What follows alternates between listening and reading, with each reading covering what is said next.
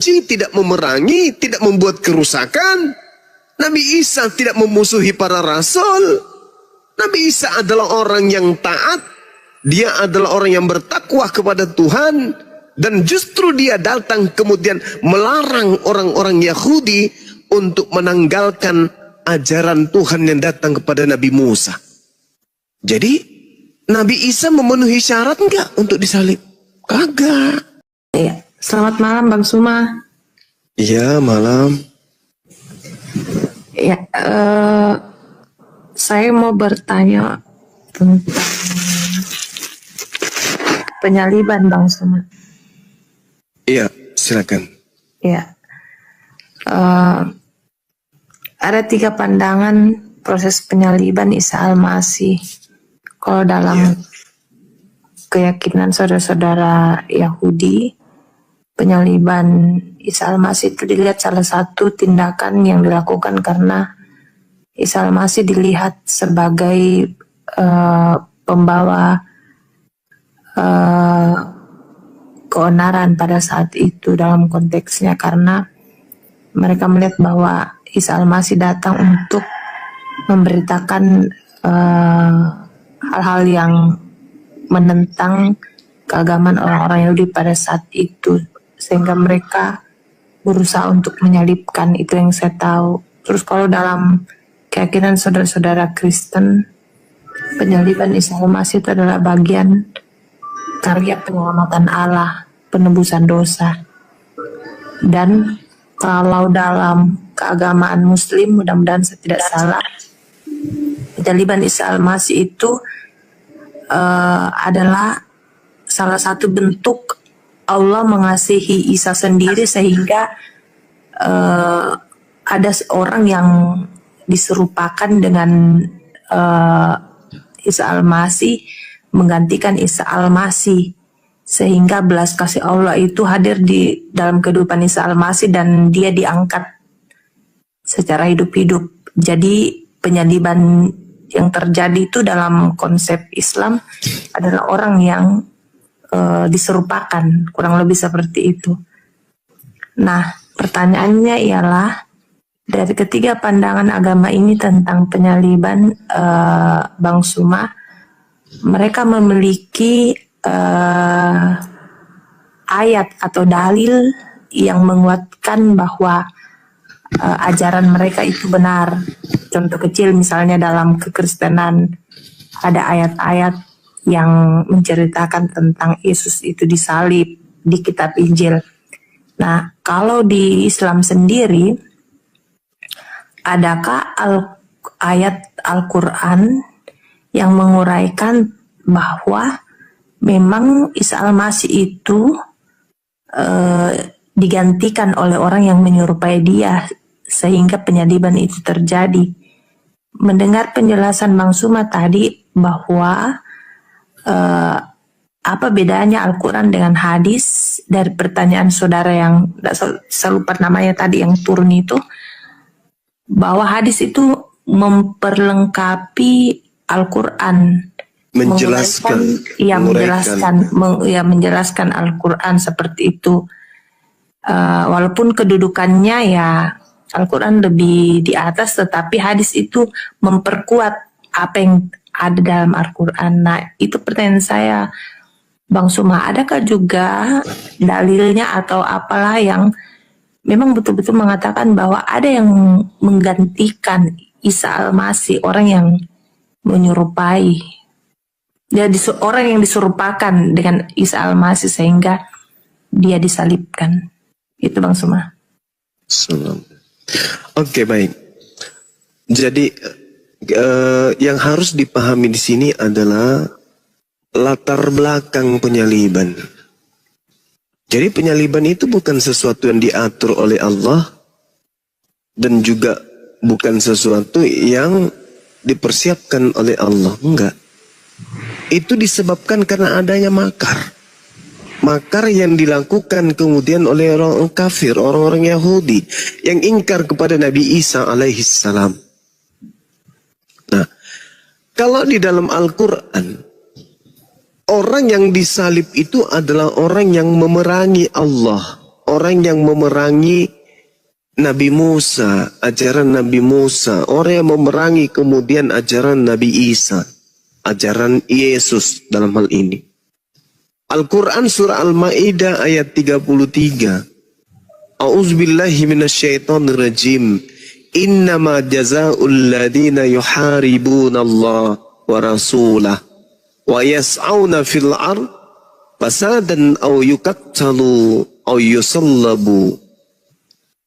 Hukuman bagi orang-orang yang memerangi Allah dan yang memerangi Rasulnya dan membuat kerusakan di bumi hanyalah dibunuh dan disalib. Nah, kemudian Nabi Isa tidak memerangi Allah. Nabi Isa juga tidak memerangi para rasul.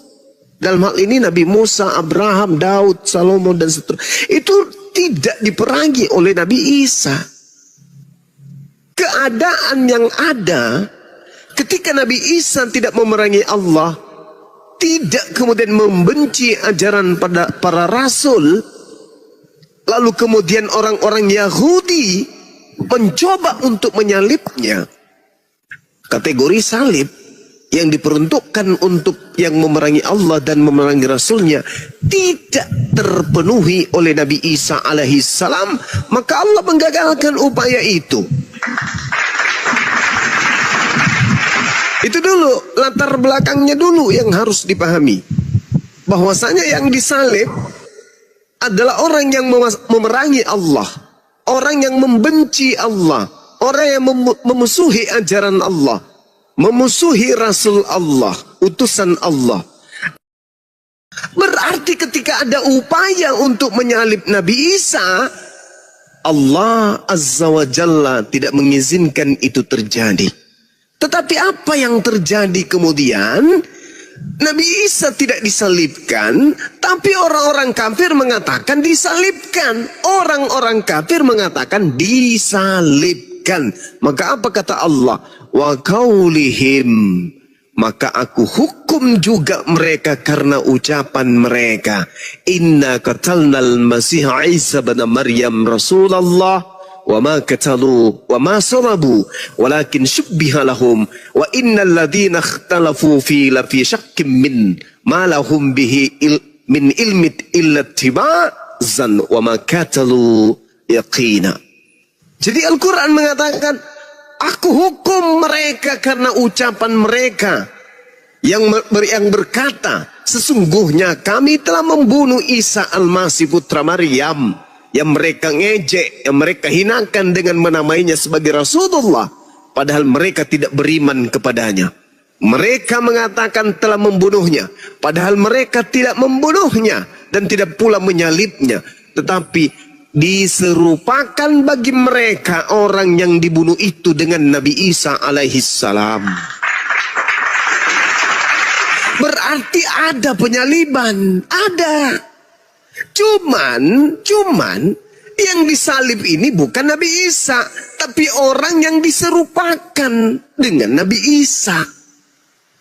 Itu. Jadi penyaliban itu ada. Nah, muncul Kristen kemudian setelah penyaliban, jauh setelah penyaliban, Kristen muncul dengan mengangkat sebuah konsep bahwa kematian Yesus itu untuk dosa-dosa Kristen.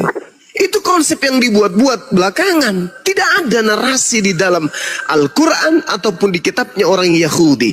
Bahkan kalau kita melihat dalam Ulangan 21 nomor 22-23, apabila engkau menghukum orang yang melakukan dosa yang sepadan dengan hukuman mati, lalu engkau kemudian hukum dia, jangan kau biarkan mayatnya semalam-malaman di atas tiang.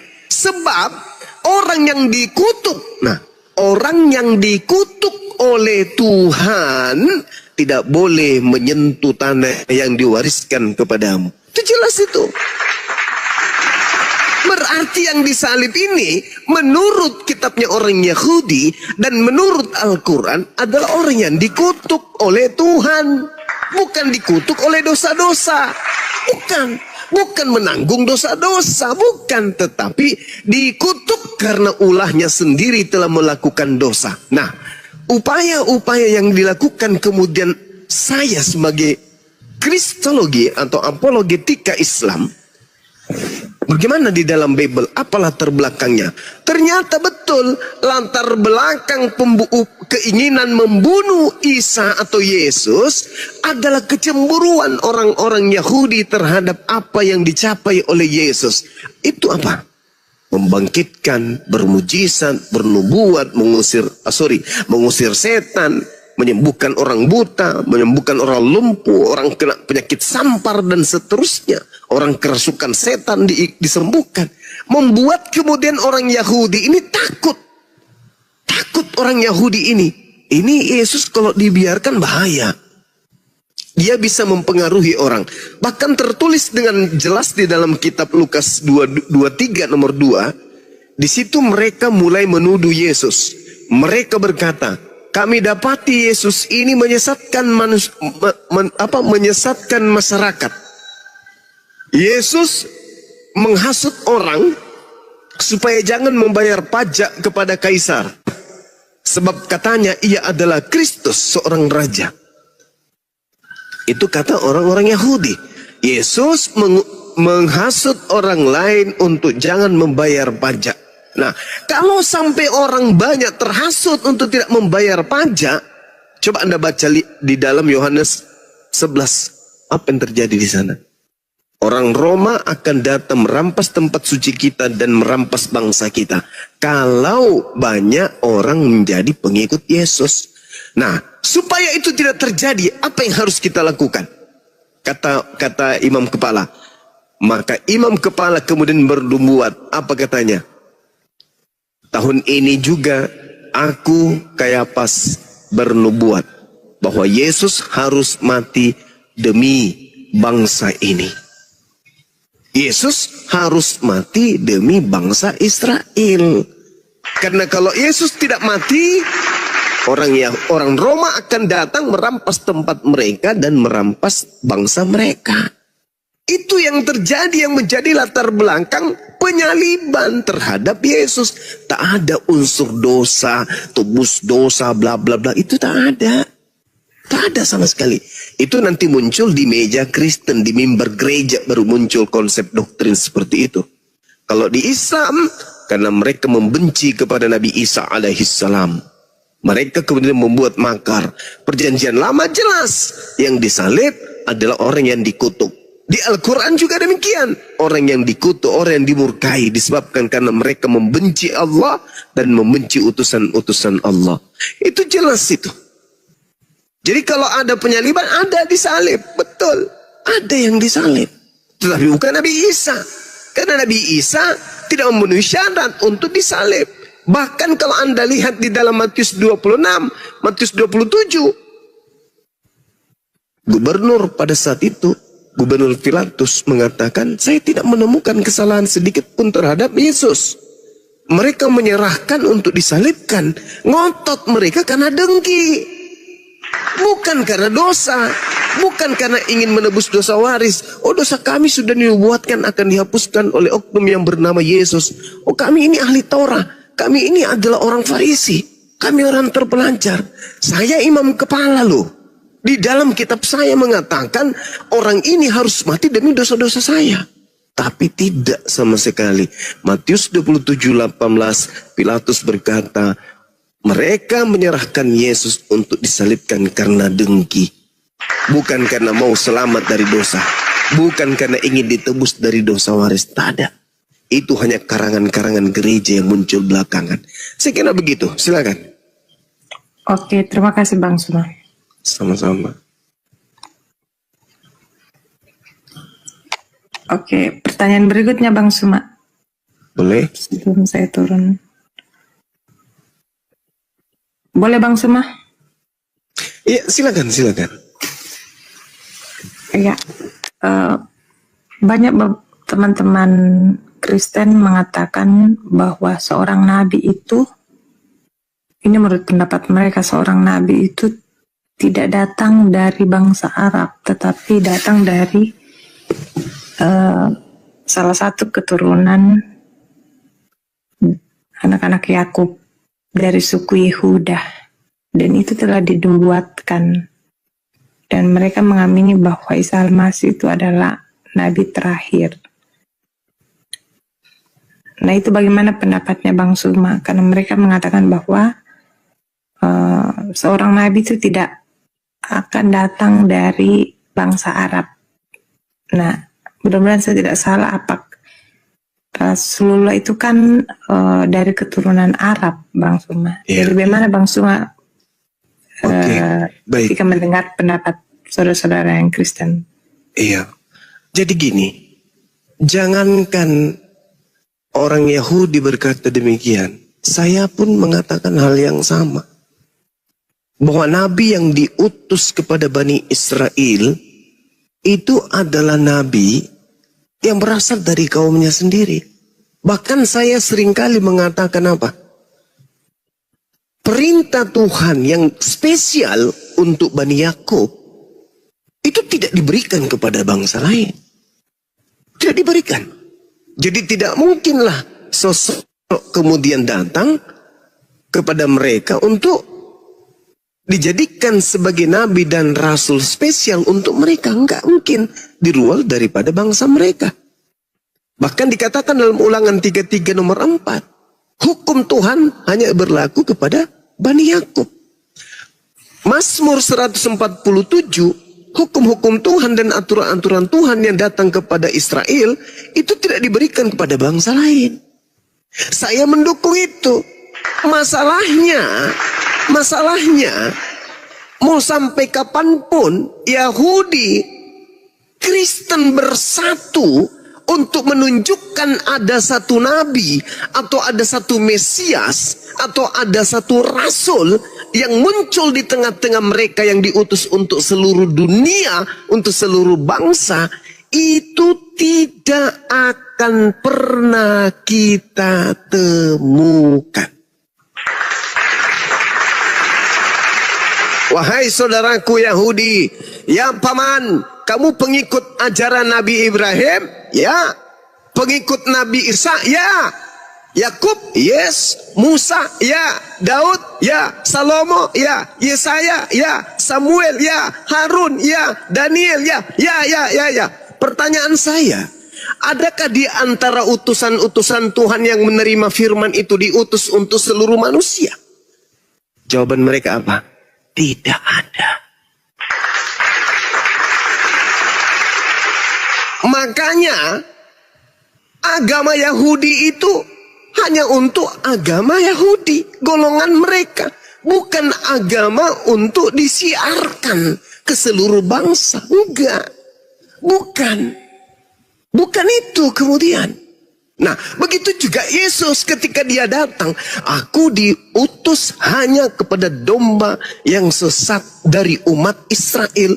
Matius 15 nomor 24. Nah, iblis apakah akan duduk tenang? Oh, tidak. Iblis apakah tahu akan datang sosok nabi sebagai Rasulullah wa khataman nabiyyin? Tahu iblis itu. Lalu iblis ini apakah tidak membuat pasukan, tidak membuat kerajaan, tidak membuat tahta di atas muka bumi ini untuk melawan sang rasul penutup, sang nabi penutup untuk melawannya? Oh, pasti. Iblisnya pasti membuat tahta yang sangat kuat untuk melawan akan datangnya sang penutup para nabi. Maka dibentuklah dinul Kristen. Sederhana untuk memahami itu. Ketika kita tanya, Kristen memiliki konsep 3 dalam 1, 1 dalam 3. Tuhan jadi manusia, manusia jadi Tuhan, dan seterusnya. Konsep ini apakah dihasilkan dari Nabi Yahudi? Tidak. Bahkan sekedar untuk berasal dari Yesus pun kagak. Yesus mengajarkan ibadah minggu? Tidak. Yesus mengajarkan beribadah dan mengibadahi dan mentuhankan dirinya? Tidak.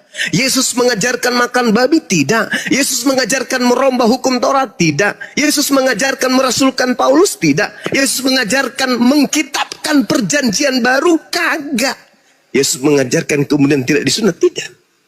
Lalu dari mana konsep-konsep kaidah kerangka keagamaan Kristen ini berasal?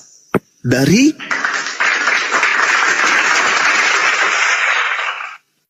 sang dia yang ingin bertahta di atas muka bumi untuk mempersiapkan senjata-senjata pasukan-pasukannya melawan dinul Islam. Kenapa demikian?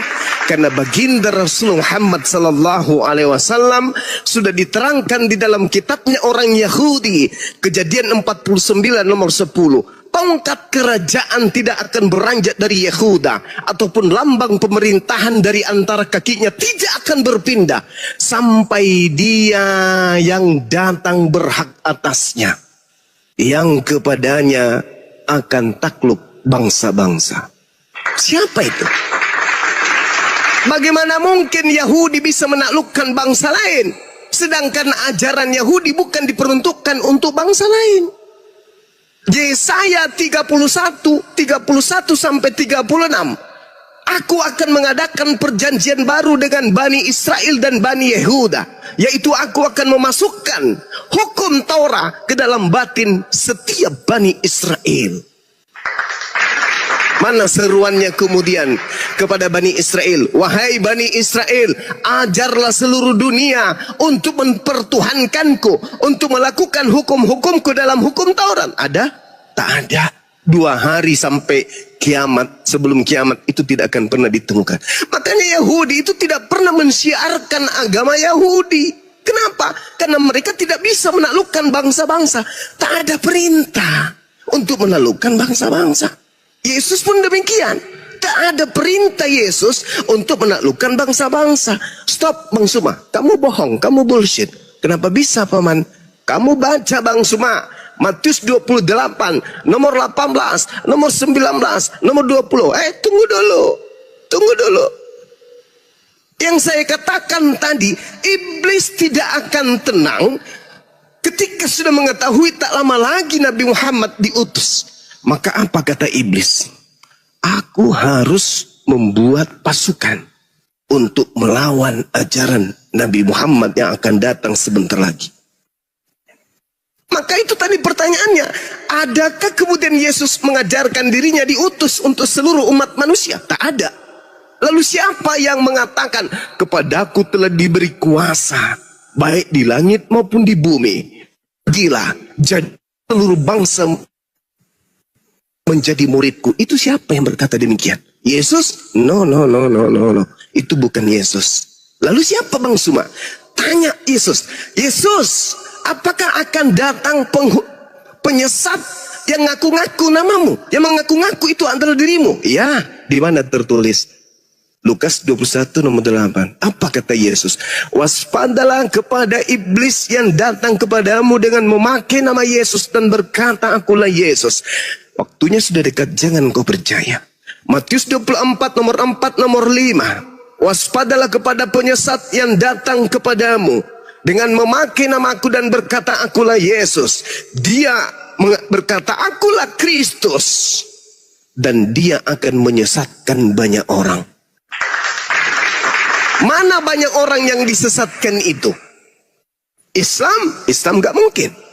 Nabi Muhammad tidak pernah bertemu dengan oknum yang mengaku akulah Yesus, wahai Nabi Muhammad. Pergilah ke seluruh bangsa, wahai Nabi Muhammad. Jadikanlah seluruh bangsa menjadi pengikutku, wahai Nabi Muhammad. Tidak pernah ada Kristus atau Yesus datang mengaku demikian kepada Nabi Muhammad. Sehingga kelompok Islam yang banyak ini tidak boleh dikategorikan sebagai orang banyak yang telah disesatkan. Gak boleh. Bagaimana dengan Kristen? Mohon maaf, ada makhluk yang datang kepada Paulus, akulah Yesus yang kau aniaya. Ada makhluk yang datang kepada Ananias, pergilah, temukanlah Paulus, dia akan menjadi orang pilihanku untuk memberitakan berita yang akan berikan kepadanya. Lalu dia datang pula kepada penulis di kitab di Pulau Wahyu, di Pulau Patmos, di kitab Wahyu. Akulah Yesus, keturunan Daud, tunas Daud, sang bintang timur, gilang gemilang. Pergilah, jadikanlah seluruh bangsa menjadi pengikutku. Akulah Alfa dan Omega. Pertanyaan saya, kalau di Nabi Muhammad tidak ada sosok yang datang mengaku Yesus, sayangnya di Paulus dan penulis-penulis Bible ada sosok datang mengaku menjadi Yesus. Dan orang banyak yang disesatkan itu kebetulan sekali komunitasnya bernama Kristen. Saya mau menolak ini, tapi tidak bisa. Karena Bible yang menyatakan. Bible yang mengatakan. Saya tidak ingin mengatakan bahwa iblis datang mengaku Yesus itu ada pada saudara saya Kristen. Saya tidak ingin mengatakan itu. Tetapi Al-Quran saya menceritakan tentang tipikal orang-orang kafir. Pas dengan keadaan hari ini. Masya Allah, sangat luar biasa argumen dari sudut pandang yang berbeda, sehingga membuat diskusi ini semakin lebih menarik lagi. Sahabat beriman yang dirahmati Allah, tetaplah di channel ini, dan mari kita lanjutkan kembali untuk mendengarkan diskusinya. Selamat mendengarkan. Dan lagi-lagi Bible pun menerangkan ciri-ciri daripada Yesus palsu itu terpenuhi oleh dia yang telah mendirikan agama Kristen. Dan iblis ingin supaya manusia itu tidak punya aturan sama sekali. Apa bukti konkretnya? Ketika Adam dicipta, hanya ada satu perintah dari Allah. Jangan kau makan buah ilmu pengetahuan. Satu perintah ini pun digugurkan oleh iblis. Dengan kata lain, iblis menginginkan kebebasan terhadap manusia agar manusia itu tidak terikat oleh hukum-hukum Tuhan. Bebas, bas ayatnya binatang. Begitu kemudian Yesus datang, Nabi Musa datang. Ini nggak boleh, ini nggak boleh, ini haram, itu haram, ini nggak boleh kau lakukan, ini perlu untuk kau tinggalkan. Iblisnya mengatakan apa? Segala sesuatunya halal bagiku. Tidak ada yang haram, yang masuk ke mulut tidak ada yang haram, yang keluar di jamban itulah yang menajiskan. Na'udzubillah summa na'udzubillah. Siapakah beliau ini yang telah mengajarkan satu konsep? Nah, ini kembali kepada pesan Yesus. Waspadalah kepada Yesus palsu yang datang kepadamu dengan memakai namaku dan berkata akulah dia. Waktunya sudah dekat, jangan kau percaya. Bahkan lebih lengkapnya lagi uraian itu muncul di Matius 24 nomor 23, 24, 25, 26, 27. Subhanallah. Jadi saudari, saya menjelaskan berdasarkan dua data, Al-Quran dan juga Bible. Tinggal saudari renungkan, di mana Yesus pernah mengaku datang kepada seseorang dan seseorang itu banyak memiliki pengikut. Coba Anda lihat di dalam Matius 23 nomor 15, celakalah engkau wahai ahli Taurat, orang Farisi, orang munafik, engkau menjelajahi daratan, kemudian menyeberangi lautan, mentobatkan orang. Setelah dia bertobat, kau jadikan dia orang neraka dan 2 kali lebih jahat daripada engkau sendiri. Siapa orang Farisi, siapa ahli Taurat yang menjelajahi daratan, menyeberangi lautan, mentobatkan orang dan pengikutnya separuh penduduk bumi? Itu siapa?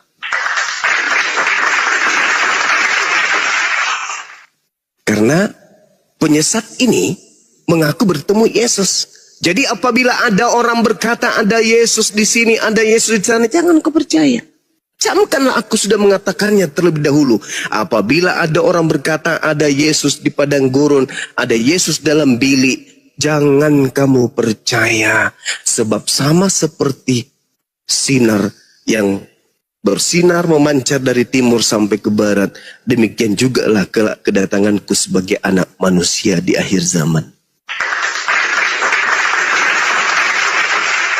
Jadi ketika orang Yahudi menemukan Paulus mengaku bertemu bernama Yesus di padang gurun, orang Yahudi tidak percaya. Ketika Paulus menulis surat kemudian bertemu Yesus dalam bilik penjara, orang Yahudi tidak percaya. Alhamdulillahirrabbilalamin, demikianlah diskusi antar lintas agama. Semoga kita bisa mengambil ilmu, hikmah, dan manfaat dari diskusi tersebut. Sahabat beriman yang dirahmati Allah, terima kasih banyak sudah menyimak diskusi ini sampai selesai. Doa dan harapan saya, semoga sahabat semua selalu diberikan kesehatan, dimudahkan segala urusannya, dan dilancarkan rezekinya. Amin ya robbal alamin.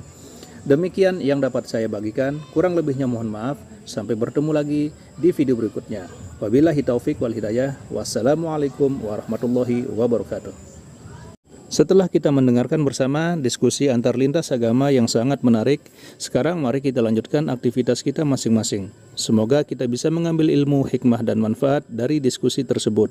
Buat sahabat semua, saya ucapkan terima kasih banyak, selamat beraktivitas, dan tetap jaga persatuan. Sampai bertemu lagi di video berikutnya. Wassalamualaikum warahmatullahi wabarakatuh.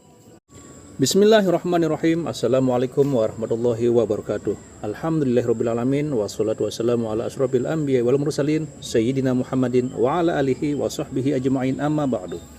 Sahabat beriman yang dirahmati Allah, syukur alhamdulillah kita bertemu lagi di channel ini. Pada kesempatan yang berbahagia ini, mari sejenak kita luangkan waktu kita untuk mendengarkan diskusi antar lintas agama. Tentunya banyak sekali ilmu, hikmah, dan manfaat yang bisa kita jadikan pelajaran dalam kehidupan kita sehari-hari. Penasaran seperti apa videonya? Mari kita simak bersama. Selamat mendengarkan.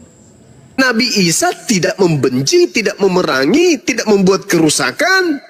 Nabi Isa tidak memusuhi para rasul. Nabi Isa adalah orang yang taat. Dia adalah orang yang bertakwa kepada Tuhan. Dan justru dia datang kemudian melarang orang-orang Yahudi untuk menanggalkan ajaran Tuhan yang datang kepada Nabi Musa. Jadi, Nabi Isa memenuhi syarat enggak untuk disalib? Kagak. Iya. Selamat malam Bang Suma. Iya, malam. Ya, saya mau bertanya tentang penyaliban Bang Suma. Iya, silakan. Ya. Ada 3 pandangan proses penyaliban Isa Al-Masih. Kalau dalam keyakinan saudara-saudara Yahudi, penyaliban Isa Al-Masih itu dilihat salah satu tindakan yang dilakukan karena Isa Al-Masih dilihat sebagai pembawa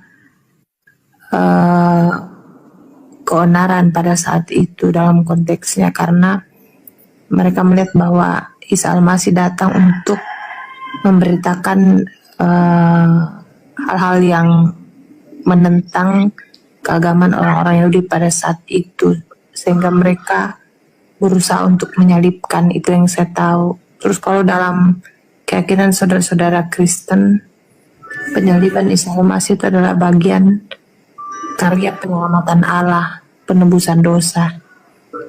Dan kalau dalam keagamaan Muslim, mudah-mudahan saya tidak salah, penyaliban Isa Al-Masih itu adalah salah satu bentuk Allah mengasihi Isa sendiri, sehingga ada orang yang diserupakan dengan Isa Al-Masih, menggantikan Isa Al-Masih, sehingga belas kasih Allah itu hadir di dalam kehidupan Isa Al-Masih dan dia diangkat secara hidup-hidup. Jadi penyaliban yang terjadi itu dalam konsep Islam adalah orang yang diserupakan, kurang lebih seperti itu. Nah, pertanyaannya ialah, dari ketiga pandangan agama ini tentang penyaliban, Bang Suma, mereka memiliki ayat atau dalil yang menguatkan bahwa ajaran mereka itu benar. Contoh kecil misalnya dalam kekristenan ada ayat-ayat yang menceritakan tentang Yesus itu disalib di kitab Injil. Nah, kalau di Islam sendiri, adakah ayat Al-Quran yang menguraikan bahwa memang Isa Al-Masih itu digantikan oleh orang yang menyerupai dia sehingga penyaliban itu terjadi? Mendengar penjelasan Bang Suma tadi bahwa apa bedanya Al-Quran dengan hadis, dari pertanyaan saudara yang saya lupa namanya tadi yang turun itu, bahwa hadis itu memperlengkapi Al-Quran, menjelaskan Al-Quran seperti itu. Walaupun kedudukannya ya Al-Quran lebih di atas, tetapi hadis itu memperkuat apa yang ada dalam Al-Quran. Nah, itu pertanyaan saya, Bang Suma, adakah juga dalilnya atau apalah yang memang betul-betul mengatakan bahwa ada yang menggantikan Isa Al-Masih, orang yang menyerupai, orang yang diserupakan dengan Isa Al-Masih sehingga dia disalibkan. Itu Bang Suma. Oke, baik. Jadi yang harus dipahami di sini adalah latar belakang penyaliban. Jadi penyaliban itu bukan sesuatu yang diatur oleh Allah dan juga bukan sesuatu yang dipersiapkan oleh Allah. Enggak. Itu disebabkan karena adanya makar. Makar yang dilakukan kemudian oleh orang kafir, orang-orang Yahudi yang ingkar kepada Nabi Isa alaihissalam. Nah, kalau di dalam Al-Quran, orang yang disalib itu adalah orang yang memerangi Allah, orang yang memerangi Nabi Musa, ajaran Nabi Musa, orang yang memerangi kemudian ajaran Nabi Isa, ajaran Yesus dalam hal ini. Al-Quran surah Al-Ma'idah ayat 33. A'udzubillahi minasyaitonirrajim. Innama jazaa'ul ladina yuharibuna Allah wa rasulah wa yas'auna fil ard fasadan aw yuqattalu aw yusallabu. Hukuman bagi orang-orang yang memerangi Allah dan yang memerangi Rasulnya dan membuat kerusakan di bumi hanyalah dibunuh dan disalib. Nah, kemudian Nabi Isa tidak memerangi Allah. Nabi Isa juga tidak memerangi para rasul. Dalam hal ini Nabi Musa, Abraham, Daud, Salomo dan seterusnya. Itu tidak diperangi oleh Nabi Isa. Keadaan yang ada ketika Nabi Isa tidak memerangi Allah, tidak kemudian membenci ajaran pada para rasul, lalu kemudian orang-orang Yahudi mencoba untuk menyalibnya. Kategori salib yang diperuntukkan untuk yang memerangi Allah dan memerangi Rasulnya tidak terpenuhi oleh Nabi Isa alaihissalam, maka Allah menggagalkan upaya itu. Itu dulu, latar belakangnya dulu yang harus dipahami. Bahwasanya yang disalib adalah orang yang memerangi Allah, orang yang membenci Allah, orang yang memusuhi ajaran Allah, memusuhi Rasul Allah, utusan Allah. Berarti ketika ada upaya untuk menyalib Nabi Isa, Allah Azza wa Jalla tidak mengizinkan itu terjadi. Tetapi apa yang terjadi kemudian? Nabi Isa tidak disalibkan, tapi orang-orang kafir mengatakan disalibkan. Orang-orang kafir mengatakan disalibkan. Maka apa kata Allah? Wa qaulihim, maka aku hukum juga mereka karena ucapan mereka. Inna qatalnal Masih Isa bin Maryam Rasulullah wa ma qatalu wa ma salabu walakin syubbiha lahum wa innal ladina ikhtalafu fi la fi syakkim min ma lahum bihi min ilmi illa ittiba'zan wa ma qatalu yaqina. Jadi Al-Quran mengatakan, aku hukum mereka karena ucapan mereka yang berkata, sesungguhnya kami telah membunuh Isa Al-Masih putra Maryam, yang mereka ngejek, yang mereka hinakan dengan menamainya sebagai Rasulullah, padahal mereka tidak beriman kepadanya. Mereka mengatakan telah membunuhnya, padahal mereka tidak membunuhnya dan tidak pula menyalibnya, tetapi diserupakan bagi mereka orang yang dibunuh itu dengan Nabi Isa alaihissalam. Berarti ada penyaliban, ada. Cuman yang disalib ini bukan Nabi Isa, tapi orang yang diserupakan dengan Nabi Isa. Itu. Jadi penyaliban itu ada. Nah, muncul Kristen kemudian setelah penyaliban, jauh setelah penyaliban, Kristen muncul dengan mengangkat sebuah konsep bahwa kematian Yesus itu untuk dosa-dosa Kristen.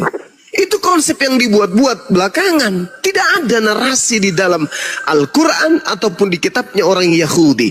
Bahkan kalau kita melihat dalam Ulangan 21 nomor 22-23, apabila engkau menghukum orang yang melakukan dosa yang sepadan dengan hukuman mati, lalu engkau kemudian hukum dia, jangan kau biarkan mayatnya semalam-malaman di atas tiang. Sebab orang yang dikutuk, orang yang dikutuk oleh Tuhan tidak boleh menyentuh tanah yang diwariskan kepadamu. Itu jelas itu.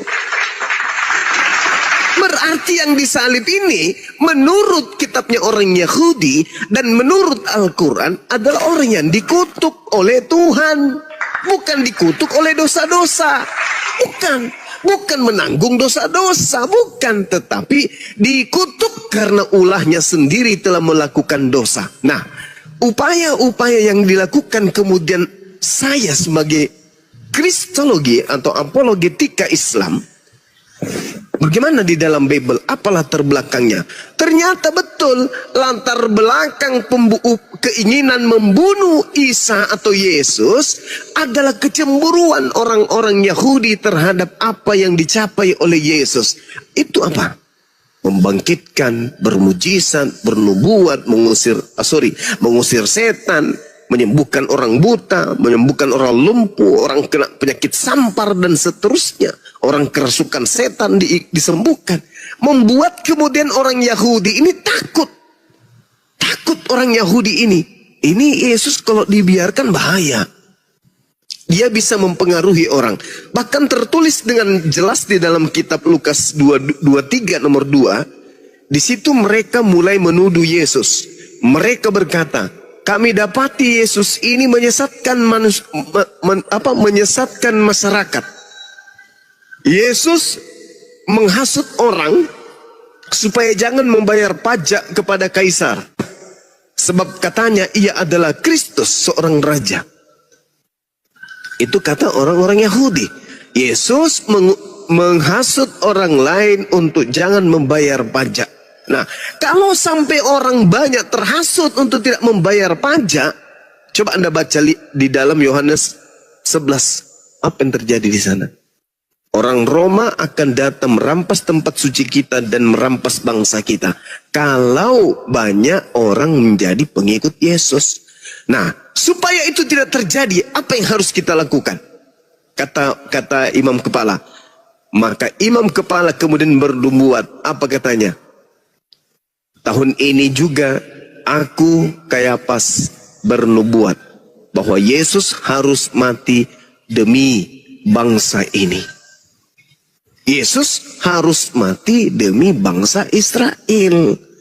Karena kalau Yesus tidak mati, orang Roma akan datang merampas tempat mereka dan merampas bangsa mereka.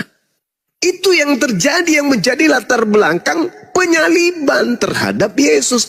Tak ada unsur dosa, tebus dosa, bla bla bla. Itu tak ada. Tak ada sama sekali. Itu nanti muncul di meja Kristen, di mimbar gereja baru muncul konsep doktrin seperti itu. Kalau di Islam, karena mereka membenci kepada Nabi Isa alaihissalam, mereka kemudian membuat makar. Perjanjian lama jelas, yang disalib adalah orang yang dikutuk. Di Al-Quran juga demikian. Orang yang dikutuk, orang yang dimurkai disebabkan karena mereka membenci Allah dan membenci utusan-utusan Allah. Itu jelas itu. Jadi kalau ada penyaliban, ada disalib. Betul. Ada yang disalib. Tetapi bukan Nabi Isa. Karena Nabi Isa tidak memenuhi syarat untuk disalib. Bahkan kalau Anda lihat di dalam Matius 26, Matius 27. Gubernur pada saat itu, Gubernur Pilatus mengatakan, saya tidak menemukan kesalahan sedikit pun terhadap Yesus. Mereka menyerahkan untuk disalibkan.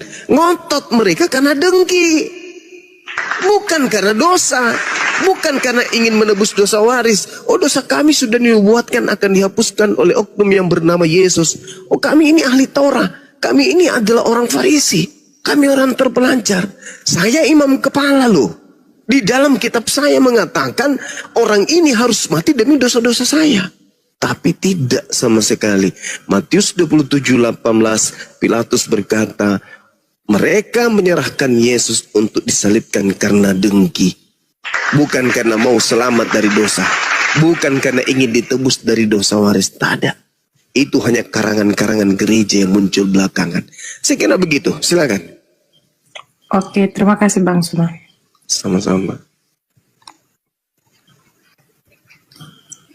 Oke, pertanyaan berikutnya Bang Suma. Boleh? Sebelum saya turun. Boleh Bang Suma? Iya, silakan. Iya. Banyak teman-teman Kristen mengatakan bahwa seorang nabi itu, ini menurut pendapat mereka, seorang nabi itu tidak datang dari bangsa Arab, tetapi datang dari salah satu keturunan anak-anak Yakub dari suku Yehuda, dan itu telah dinubuatkan, dan mereka mengamini bahwa Isa Al-Masih itu adalah nabi terakhir. Nah, itu bagaimana pendapatnya Bang Suma? Karena mereka mengatakan bahwa seorang nabi itu tidak akan datang dari bangsa Arab. Nah, mudah-mudahan saya tidak salah. Apa Rasulullah itu kan dari keturunan Arab, Bang Suma. Yeah. Jadi bagaimana Bang Suma Baik. ketika mendengar pendapat saudara-saudara yang Kristen? Iya. Jadi gini, jangankan orang Yahudi berkata demikian, saya pun mengatakan hal yang sama. Bahwa nabi yang diutus kepada Bani Israel itu adalah nabi yang berasal dari kaumnya sendiri. Bahkan saya seringkali mengatakan apa? Perintah Tuhan yang spesial untuk Bani Yakub itu tidak diberikan kepada bangsa lain. Tidak diberikan. Jadi tidak mungkinlah sosok kemudian datang kepada mereka untuk dijadikan sebagai nabi dan rasul spesial untuk mereka. Enggak mungkin di luar daripada bangsa mereka. Bahkan dikatakan dalam Ulangan 33 nomor 4, hukum Tuhan hanya berlaku kepada Bani Yakub. Mazmur 147, hukum-hukum Tuhan dan aturan-aturan Tuhan yang datang kepada Israel itu tidak diberikan kepada bangsa lain. Saya mendukung itu. Masalahnya mau sampai kapanpun Yahudi Kristen bersatu untuk menunjukkan ada satu nabi atau ada satu Mesias atau ada satu rasul yang muncul di tengah-tengah mereka yang diutus untuk seluruh dunia, untuk seluruh bangsa, itu tidak akan pernah kita temukan. Wahai saudaraku Yahudi, ya paman, kamu pengikut ajaran Nabi Ibrahim? Ya. Pengikut Nabi Isa? Ya. Yakub? Yes. Musa? Ya. Daud? Ya. Salomo? Ya. Yesaya? Ya. Samuel? Ya. Harun? Ya. Daniel? Ya. Ya. Pertanyaan saya, adakah di antara utusan-utusan Tuhan yang menerima firman itu diutus untuk seluruh manusia? Jawaban mereka apa? Tidak ada. Makanya agama Yahudi itu hanya untuk agama Yahudi, golongan mereka, bukan agama untuk disiarkan ke seluruh bangsa. Enggak. Bukan itu kemudian. Nah, begitu juga Yesus ketika dia datang. Aku diutus hanya kepada domba yang sesat dari umat Israel. Matius 15 nomor 24. Nah, iblis apakah akan duduk tenang? Oh, tidak. Iblis apakah tahu akan datang sosok nabi sebagai Rasulullah wa khataman nabiyyin? Tahu iblis itu. Lalu iblis ini apakah tidak membuat pasukan, tidak membuat kerajaan, tidak membuat tahta di atas muka bumi ini untuk melawan sang rasul penutup, sang nabi penutup untuk melawannya? Oh, pasti iblisnya pasti membuat tahta yang sangat kuat untuk melawan akan datangnya sang penutup para nabi. Maka dibentuklah dinul Kristen. Sederhana untuk memahami itu. Ketika kita tanya, Kristen memiliki konsep 3 dalam 1, 1 dalam 3. Tuhan jadi manusia, manusia jadi Tuhan, dan seterusnya. Konsep ini apakah dihasilkan dari Nabi Yahudi? Tidak. Bahkan sekedar untuk berasal dari Yesus pun kagak. Yesus mengajarkan ibadah minggu? Tidak. Yesus mengajarkan beribadah dan mengibadahi dan mentuhankan dirinya? Tidak. Yesus mengajarkan makan babi? Tidak. Yesus mengajarkan merombah hukum Taurat? Tidak. Yesus mengajarkan merasulkan Paulus? Tidak. Yesus mengajarkan mengkitabkan perjanjian baru? Kagak. Yesus mengajarkan kemudian tidak disunat? Tidak. Lalu dari mana konsep-konsep kaidah kerangka keagamaan Kristen ini berasal? Dari sang dia yang ingin bertahta di atas muka bumi untuk mempersiapkan senjata-senjata pasukan-pasukannya melawan dinul Islam. Kenapa demikian? Karena baginda Rasulullah Muhammad sallallahu alaihi wasallam sudah diterangkan di dalam kitabnya orang Yahudi, Kejadian 49 nomor 10. Tongkat kerajaan tidak akan beranjak dari Yehuda, ataupun lambang pemerintahan dari antara kakinya tidak akan berpindah sampai dia yang datang berhak atasnya, yang kepadanya akan takluk bangsa-bangsa. Siapa itu?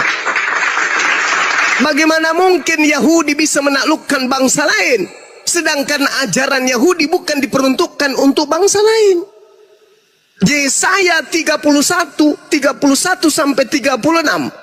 Aku akan mengadakan perjanjian baru dengan Bani Israel dan Bani Yehuda, yaitu aku akan memasukkan hukum Taurat ke dalam batin setiap Bani Israel. Mana seruannya kemudian kepada Bani Israel? Wahai Bani Israel, ajarlah seluruh dunia untuk mempertuhankanku, untuk melakukan hukum-hukumku dalam hukum Taurat. Ada? Tak ada. 2 hari sampai kiamat, sebelum kiamat itu tidak akan pernah ditemukan.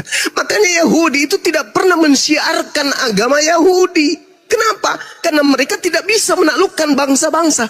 Tak ada perintah untuk menaklukkan bangsa-bangsa. Yesus pun demikian.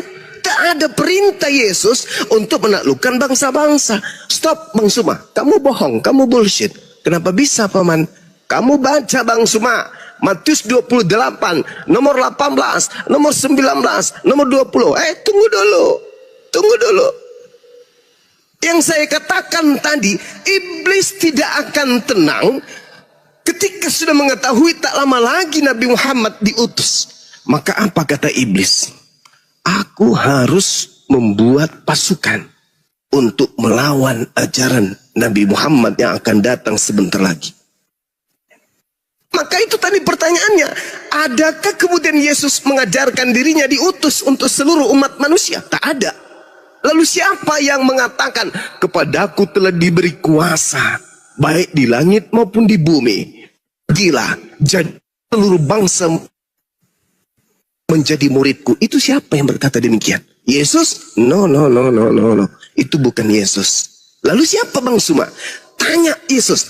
Yesus, apakah akan datang penyesat yang ngaku-ngaku namamu? Yang mengaku-ngaku itu adalah dirimu? Ya, di mana tertulis? Lukas 21 nomor 8. Apa kata Yesus?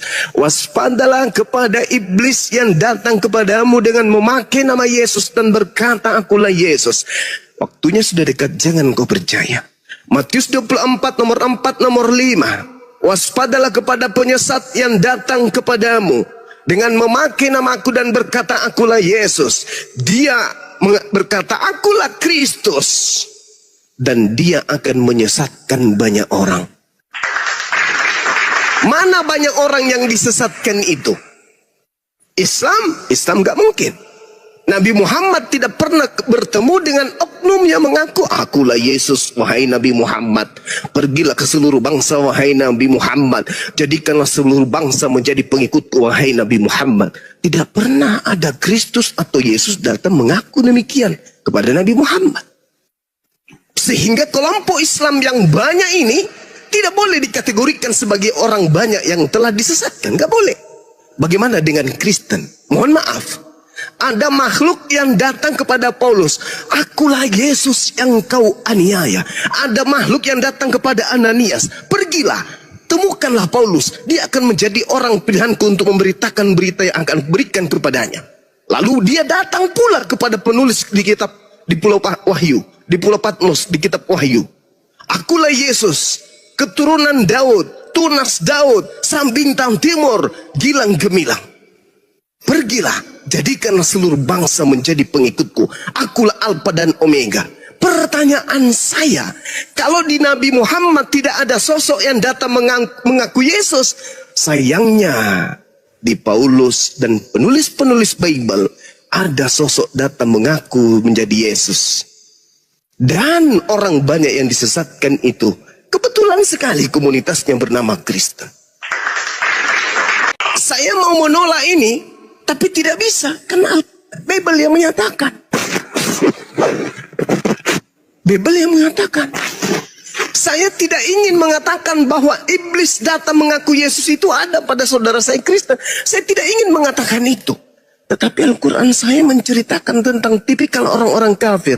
Pas dengan keadaan hari ini.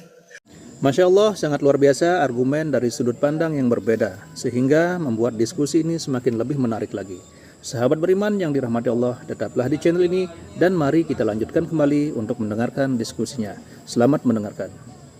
Dan lagi-lagi Bible pun menerangkan ciri-ciri daripada Yesus palsu itu terpenuhi oleh dia yang telah mendirikan agama Kristen. Dan iblis ingin supaya manusia itu tidak punya aturan sama sekali. Apa bukti konkretnya? Ketika Adam dicipta, hanya ada satu perintah dari Allah. Jangan kau makan buah ilmu pengetahuan. Satu perintah ini pun digugurkan oleh iblis. Dengan kata lain, iblis menginginkan kebebasan terhadap manusia agar manusia itu tidak terikat oleh hukum-hukum Tuhan. Bebas, bas ayatnya binatang. Begitu kemudian Yesus datang, Nabi Musa datang, ini nggak boleh, ini nggak boleh, ini haram, itu haram, ini nggak boleh kau lakukan, ini perlu untuk kau tinggalkan. Iblisnya mengatakan apa? Segala sesuatunya halal bagiku. Tidak ada yang haram, yang masuk ke mulut tidak ada yang haram, yang keluar di jamban itulah yang menajiskan. Na'udzubillah summa na'udzubillah. Siapakah beliau ini yang telah mengajarkan satu konsep? Nah ini kembali kepada pesan Yesus. Waspadalah kepada Yesus palsu yang datang kepadamu dengan memakai namaku dan berkata akulah dia. Waktunya sudah dekat, jangan kau percaya. Bahkan lebih lengkapnya lagi uraian itu muncul di Matius 24 nomor 23, 24, 25, 26, 27. Subhanallah. Jadi saudari, saya menjelaskan berdasarkan dua data, Al-Quran dan juga Bible. Tinggal saudari renungkan di mana Yesus pernah mengaku datang kepada seseorang dan seseorang itu banyak memiliki pengikut. Coba Anda lihat di dalam Matius 23 nomor 15, celakalah engkau wahai ahli Taurat, orang Farisi, orang munafik, engkau menjelajahi daratan, kemudian menyeberangi lautan, mentobatkan orang. Setelah dia bertobat, kau jadikan dia orang neraka dan 2 kali lebih jahat daripada engkau sendiri. Siapa orang Farisi, siapa ahli Taurat yang menjelajahi daratan, menyeberangi lautan, mentobatkan orang dan pengikutnya separuh penduduk bumi? Itu siapa?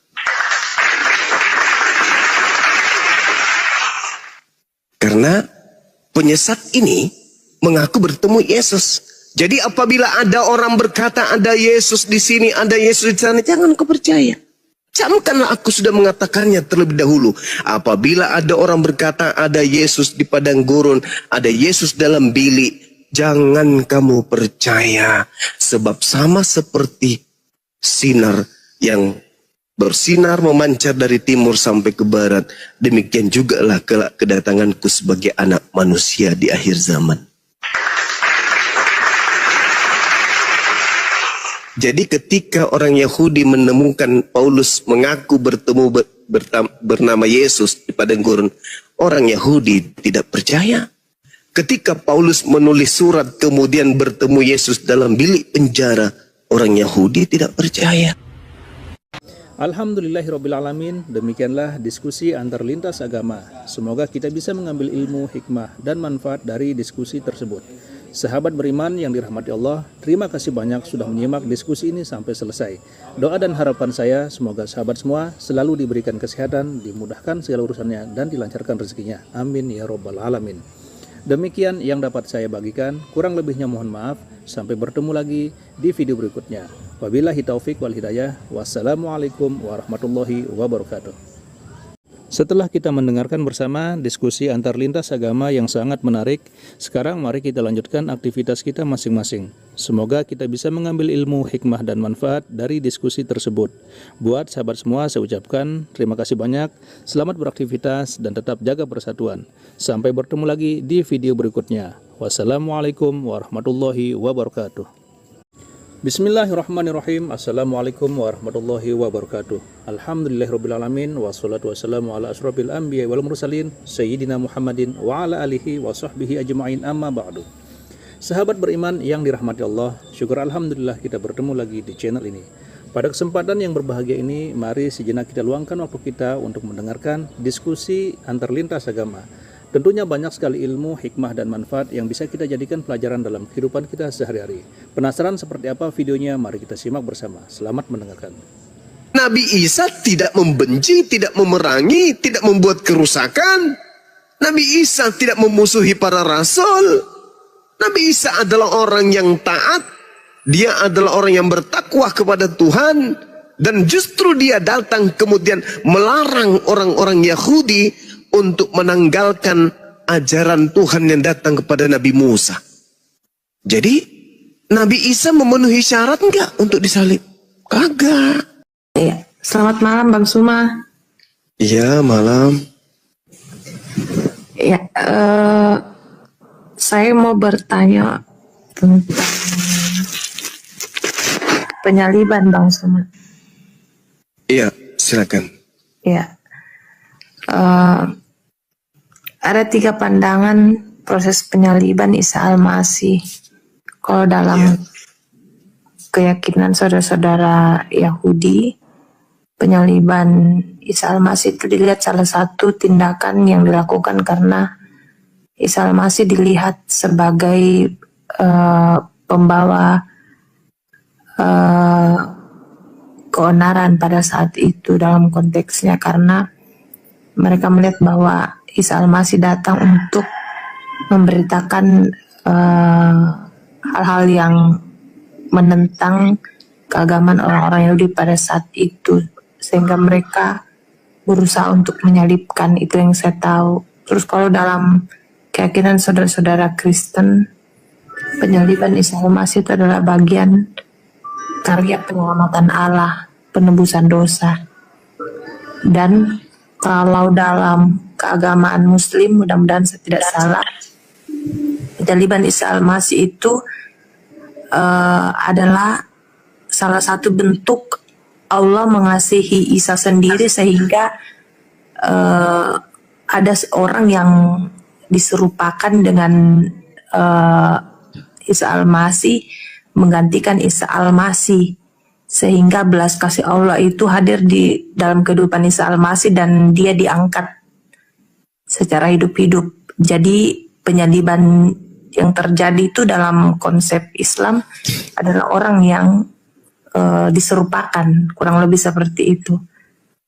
Nah, pertanyaannya ialah Dari ketiga pandangan agama ini tentang penyaliban, Bang Suma, mereka memiliki ayat atau dalil yang menguatkan bahwa ajaran mereka itu benar. Contoh kecil misalnya dalam kekristenan ada ayat-ayat yang menceritakan tentang Yesus itu disalib di kitab Injil. Nah, kalau di Islam sendiri, adakah ayat Al-Quran yang menguraikan bahwa memang Isa Al-Masih itu digantikan oleh orang yang menyerupai dia sehingga penyaliban itu terjadi? Mendengar penjelasan Bang Suma tadi bahwa apa bedanya Al-Quran dengan hadis, dari pertanyaan saudara yang saya lupa namanya tadi yang turun itu, bahwa hadis itu memperlengkapi Al-Quran, menjelaskan Al-Quran seperti itu. Walaupun kedudukannya ya Al-Quran lebih di atas, tetapi hadis itu memperkuat apa yang ada dalam Al-Quran. Nah, itu pertanyaan saya, Bang Suma, adakah juga dalilnya atau apalah yang memang betul-betul mengatakan bahwa ada yang menggantikan Isa Al-Masih, orang yang menyerupai, orang yang diserupakan dengan Isa Al-Masih sehingga dia disalibkan? Itu Bang Suma. Oke, baik. Jadi yang harus dipahami di sini adalah latar belakang penyaliban. Jadi penyaliban itu bukan sesuatu yang diatur oleh Allah dan juga bukan sesuatu yang dipersiapkan oleh Allah. Enggak. Itu disebabkan karena adanya makar. Makar yang dilakukan kemudian oleh orang kafir, orang-orang Yahudi yang ingkar kepada Nabi Isa alaihissalam. Nah, kalau di dalam Al-Quran, orang yang disalib itu adalah orang yang memerangi Allah, orang yang memerangi Nabi Musa, ajaran Nabi Musa, orang yang memerangi kemudian ajaran Nabi Isa, ajaran Yesus dalam hal ini. Al-Quran surah Al-Ma'idah ayat 33. A'udzubillahi minasyaitonirrajim. Innama jazaa'ul ladina yuharibuna Allah wa rasulah wa yas'auna fil ard fasadan aw yuqattalu aw yusallabu. Hukuman bagi orang-orang yang memerangi Allah dan yang memerangi Rasulnya dan membuat kerusakan di bumi hanyalah dibunuh dan disalib. Nah, kemudian Nabi Isa tidak memerangi Allah. Nabi Isa juga tidak memerangi para rasul. Dalam hal ini Nabi Musa, Abraham, Daud, Salomo dan seterusnya. Itu tidak diperangi oleh Nabi Isa. Keadaan yang ada ketika Nabi Isa tidak memerangi Allah, tidak kemudian membenci ajaran pada para rasul, lalu kemudian orang-orang Yahudi mencoba untuk menyalibnya. Kategori salib yang diperuntukkan untuk yang memerangi Allah dan memerangi Rasulnya tidak terpenuhi oleh Nabi Isa alaihissalam, maka Allah menggagalkan upaya itu. Itu dulu, latar belakangnya dulu yang harus dipahami. Bahwasanya yang disalib adalah orang yang memerangi Allah, orang yang membenci Allah, orang yang memusuhi ajaran Allah, memusuhi Rasul Allah, utusan Allah. Berarti ketika ada upaya untuk menyalib Nabi Isa, Allah Azza wa Jalla tidak mengizinkan itu terjadi. Tetapi apa yang terjadi kemudian? Nabi Isa tidak disalibkan, tapi orang-orang kafir mengatakan disalibkan. Orang-orang kafir mengatakan disalibkan. Maka apa kata Allah? Wa qaulihim, maka aku hukum juga mereka karena ucapan mereka. Inna qatalnal Masih Isa bin Maryam Rasulullah wa ma qatalu wa ma salabu walakin syubbiha lahum wa innal ladzina ikhtalafu fi lafi syakkim min ma lahum bihi min ilmi illa tibazan wa ma qatalu yaqina. Jadi Al-Quran mengatakan, aku hukum mereka karena ucapan mereka yang berkata, sesungguhnya kami telah membunuh Isa Al-Masih putra Maryam, yang mereka ngejek, yang mereka hinakan dengan menamainya sebagai Rasulullah, padahal mereka tidak beriman kepadanya. Mereka mengatakan telah membunuhnya, padahal mereka tidak membunuhnya dan tidak pula menyalibnya, tetapi diserupakan bagi mereka orang yang dibunuh itu dengan Nabi Isa alaihissalam. Berarti ada penyaliban, ada. Cuman yang disalib ini bukan Nabi Isa, tapi orang yang diserupakan dengan Nabi Isa.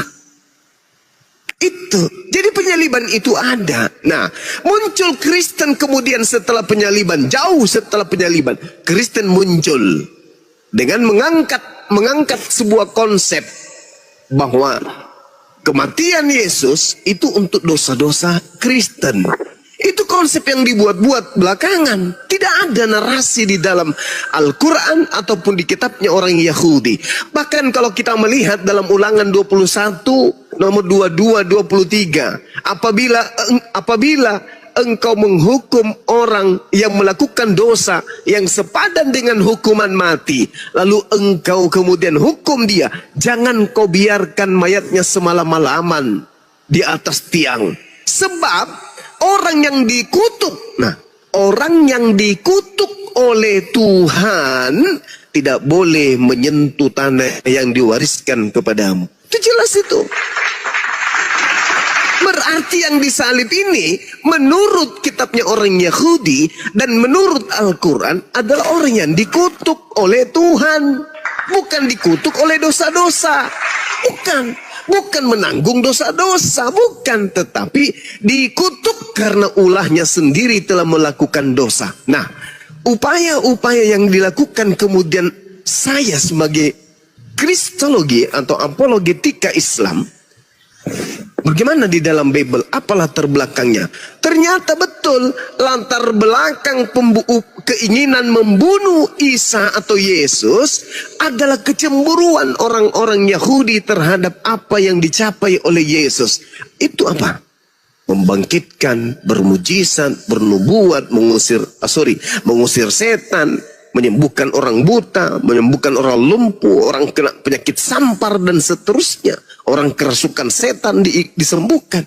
Membuat kemudian orang Yahudi ini takut. Takut orang Yahudi ini. Ini Yesus kalau dibiarkan bahaya.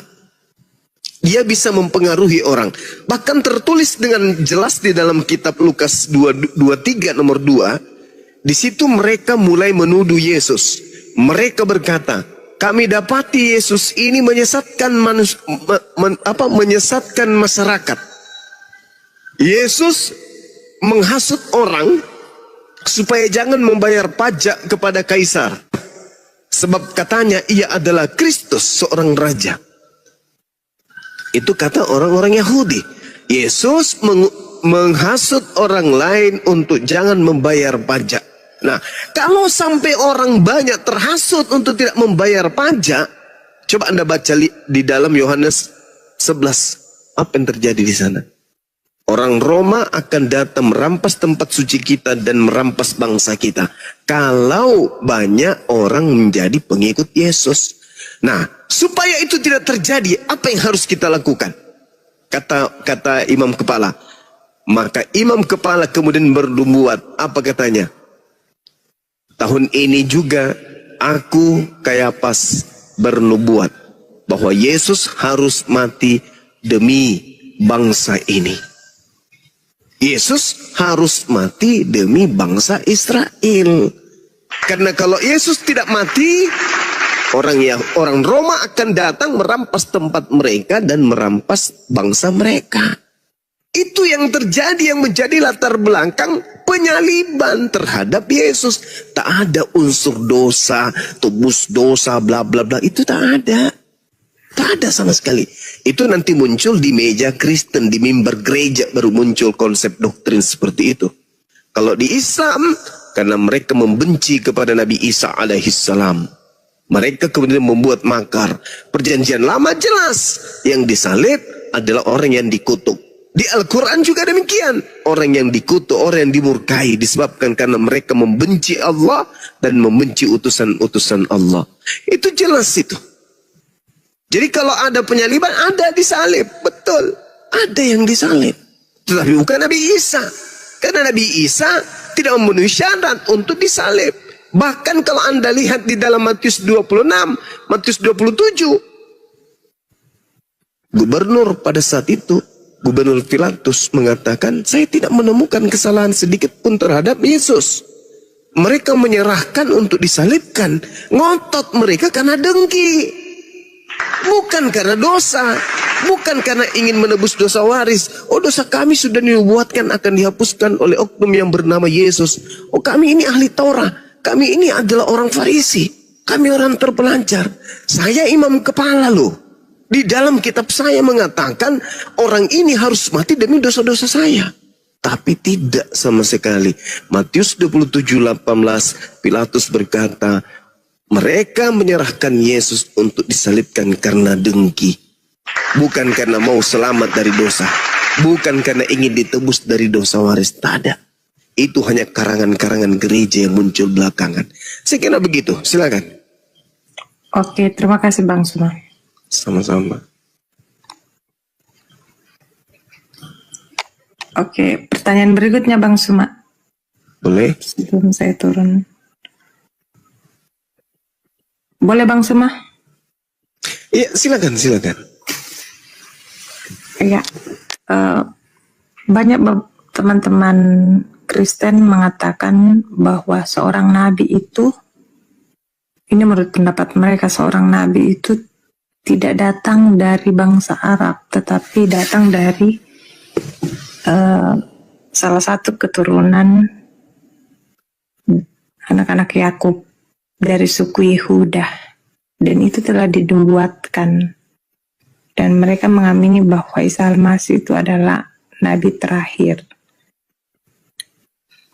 Nah, itu bagaimana pendapatnya Bang Suma? Karena mereka mengatakan bahwa seorang nabi itu tidak akan datang dari bangsa Arab. Nah, mudah-mudahan saya tidak salah. Rasulullah itu kan dari keturunan Arab, Bang Suma. Yeah. Jadi bagaimana Bang Suma Baik. jika mendengar pendapat saudara-saudara yang Kristen? Iya. Jadi gini, jangankan orang Yahudi berkata demikian, saya pun mengatakan hal yang sama. Bahwa nabi yang diutus kepada Bani Israel itu adalah nabi yang berasal dari kaumnya sendiri. Bahkan saya seringkali mengatakan apa?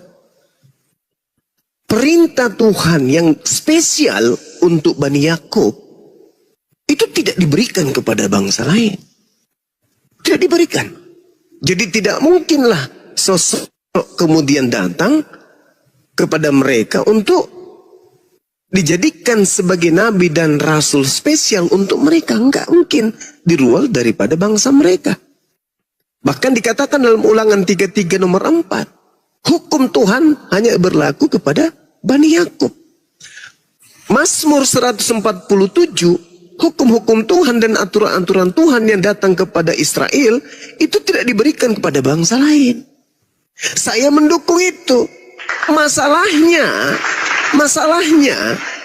mau sampai kapanpun Yahudi, Kristen bersatu untuk menunjukkan ada satu nabi, atau ada satu Mesias, atau ada satu rasul yang muncul di tengah-tengah mereka yang diutus untuk seluruh dunia, untuk seluruh bangsa, itu tidak akan pernah kita temukan.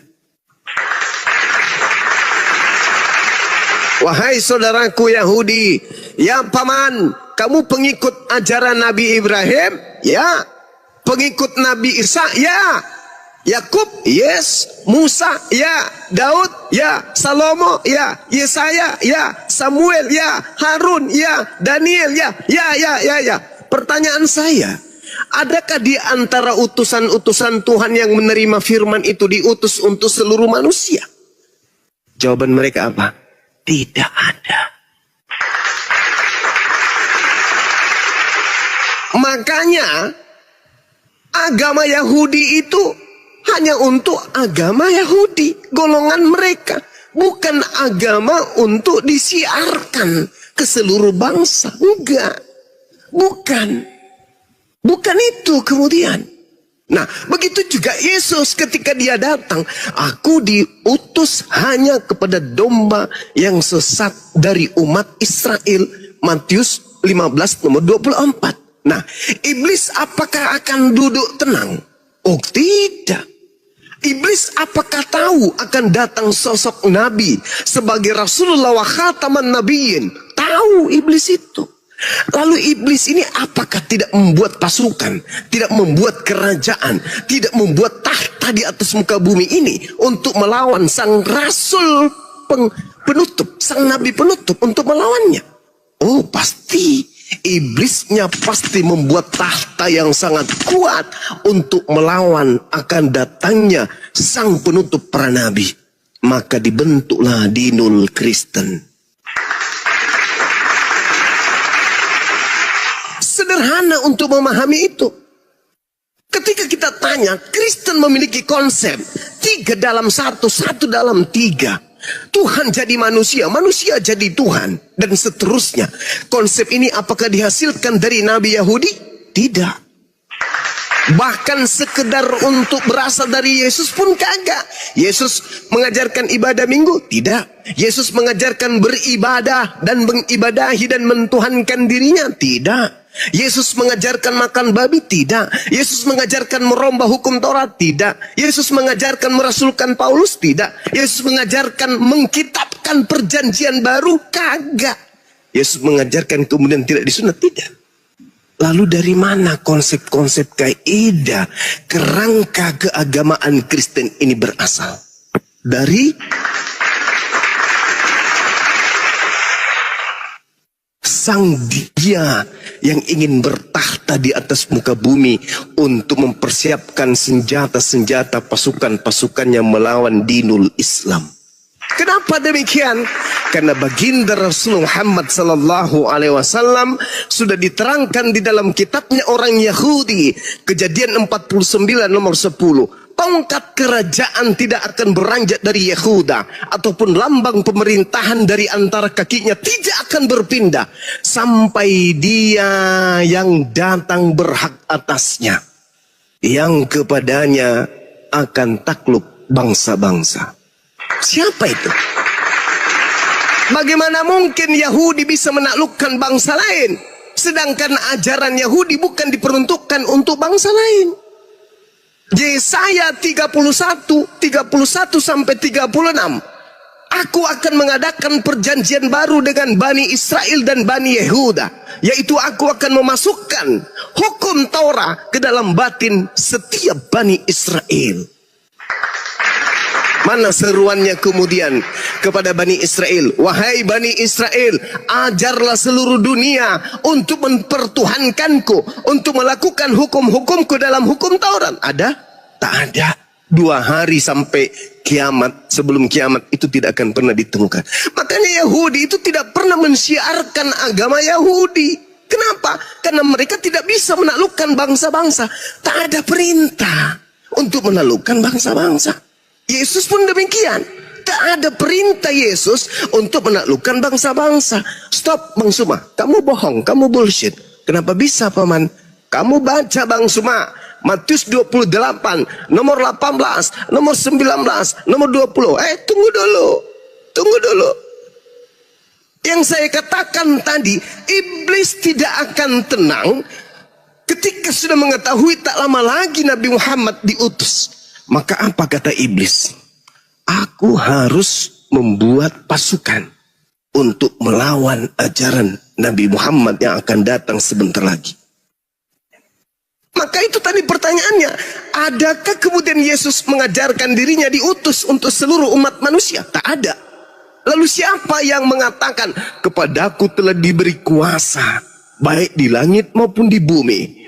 Gila, jadi seluruh bangsa menjadi muridku. Itu siapa yang berkata demikian? Yesus? No. Itu bukan Yesus. Lalu siapa Bang Suma? Tanya Yesus. Yesus, apakah akan datang penyesat yang ngaku-ngaku namamu? Yang mengaku-ngaku itu adalah dirimu? Ya, di mana tertulis? Lukas 21 nomor 8. Apa kata Yesus? Waspadalah kepada iblis yang datang kepadamu dengan memakai nama Yesus dan berkata, akulah Yesus. Waktunya sudah dekat, jangan kau percaya. Matius 24 nomor 4 nomor 5. Waspadalah kepada penyesat yang datang kepadamu dengan memakai namaku dan berkata, akulah Yesus. Dia berkata, akulah Kristus. Dan dia akan menyesatkan banyak orang. Mana banyak orang yang disesatkan itu? Islam gak mungkin. Nabi Muhammad tidak pernah bertemu dengan oknum yang mengaku, akulah Yesus, wahai Nabi Muhammad. Pergilah ke seluruh bangsa, wahai Nabi Muhammad. Jadikanlah seluruh bangsa menjadi pengikutku, wahai Nabi Muhammad. Tidak pernah ada Kristus atau Yesus datang mengaku demikian kepada Nabi Muhammad. Sehingga kelompok Islam yang banyak ini tidak boleh dikategorikan sebagai orang banyak yang telah disesatkan. Gak boleh. Bagaimana dengan Kristen? Mohon maaf. Ada makhluk yang datang kepada Paulus, akulah Yesus yang kau aniaya.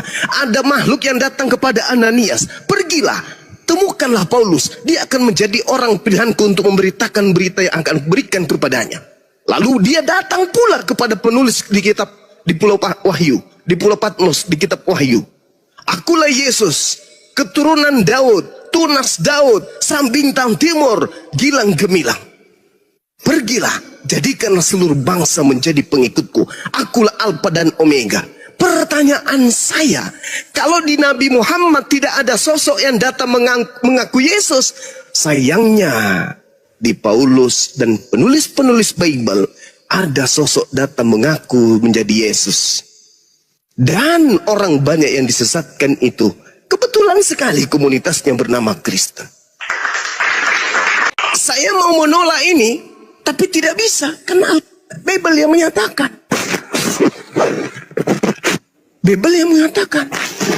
Saya tidak ingin mengatakan bahwa iblis datang mengaku Yesus itu ada pada saudara saya Kristen. Saya tidak ingin mengatakan itu. Tetapi Al-Quran saya menceritakan tentang tipikal orang-orang kafir. Pas dengan keadaan hari ini. Masya Allah, sangat luar biasa argumen dari sudut pandang yang berbeda, sehingga membuat diskusi ini semakin lebih menarik lagi.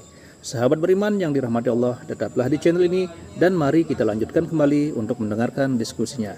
Selamat mendengarkan. Dan lagi-lagi Bible pun menerangkan ciri-ciri daripada Yesus palsu itu terpenuhi oleh dia yang telah mendirikan agama Kristen. Dan iblis ingin supaya manusia itu tidak punya aturan sama sekali. Apa bukti konkretnya? Ketika Adam dicipta, hanya ada satu perintah dari Allah. Jangan kau makan buah ilmu pengetahuan. Satu perintah ini pun digugurkan oleh iblis. Dengan kata lain, iblis menginginkan kebebasan terhadap manusia agar manusia itu tidak terikat oleh hukum-hukum Tuhan. Bebas, bas ayatnya binatang. Begitu kemudian Yesus datang, Nabi Musa datang, ini nggak boleh, ini nggak boleh, ini haram, itu haram, ini nggak boleh kau lakukan, ini perlu untuk kau tinggalkan. Iblisnya mengatakan apa? Segala sesuatunya halal bagiku. Tidak ada yang haram, yang masuk ke mulut tidak ada yang haram, yang keluar di jamban itulah yang menajiskan. Na'udzubillah summa na'udzubillah. Siapakah beliau ini yang telah mengajarkan satu konsep? Nah ini kembali kepada pesan Yesus. Waspadalah kepada Yesus palsu yang datang kepadamu dengan memakai namaku dan berkata akulah dia. Waktu Waktunya sudah dekat, jangan kau percaya. Bahkan lebih lengkapnya lagi uraian itu muncul di Matius 24, nomor 23, 24, 25, 26, 27. Subhanallah. Jadi, saudari, saya menjelaskan berdasarkan dua data, Al-Quran dan juga Bible. Tinggal saudari renungkan, di mana Yesus pernah mengaku datang kepada seseorang dan seseorang itu banyak memiliki pengikut.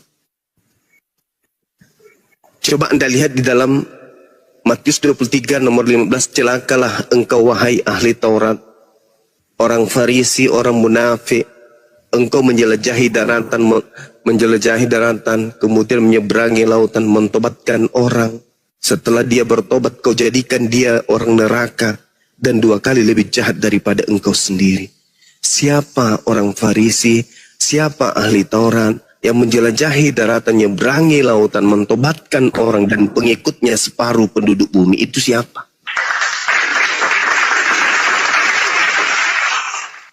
Karena penyesat ini mengaku bertemu Yesus. Jadi apabila ada orang berkata ada Yesus di sini, ada Yesus di sana, jangan kau percaya.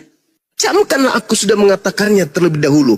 Apabila ada orang berkata ada Yesus di padang gurun, ada Yesus dalam bilik, jangan kamu percaya. Sebab sama seperti sinar yang bersinar memancar dari timur sampai ke barat, demikian jugalah kelak kedatanganku sebagai anak manusia di akhir zaman. Jadi ketika orang Yahudi menemukan Paulus mengaku bertemu bernama Yesus di padang gurun, orang Yahudi tidak percaya. Ketika Paulus menulis surat kemudian bertemu Yesus dalam bilik penjara, orang Yahudi tidak percaya. Alhamdulillahirrabbilalamin, demikianlah diskusi antar lintas agama. Semoga kita bisa mengambil ilmu, hikmah, dan manfaat dari diskusi tersebut. Sahabat beriman yang dirahmati Allah, terima kasih banyak sudah menyimak diskusi ini sampai selesai. Doa dan harapan saya, semoga sahabat semua selalu diberikan kesehatan, dimudahkan segala urusan